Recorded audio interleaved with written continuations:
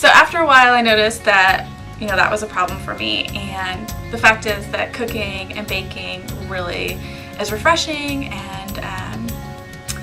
is a outlet for me creatively. So now I make a plan. So every single week on Sunday I do try to make time to bake, and I also make a plan for the week about what I'm going to cook, and I do it whether I feel tired or not.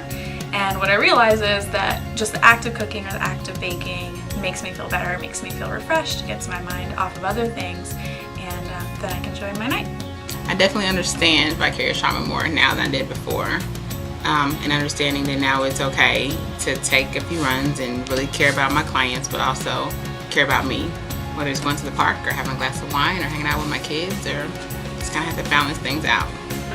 You just have to learn to compartmentalize it, and you have to learn to, in some ways,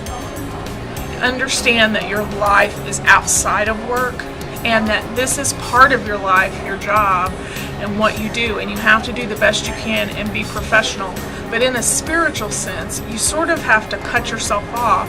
from the trauma and the sadness and all of the things that you see on a daily basis so that you can function in your personal life. For 12 years I've worked here, and I haven't realized really how much secondary trauma I've suffered over the years and allowed myself to suffer.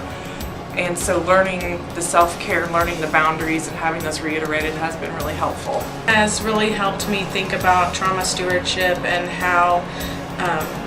I can look at my employers, what they do, how they take care of their employees, and what their policies and procedures are regarding trauma stewardship and making sure that their employees are taking care of themselves. It's really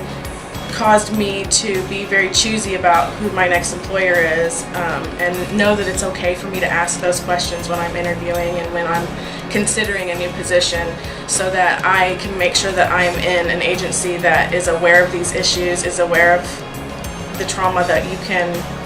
deal with, and how to address those things properly.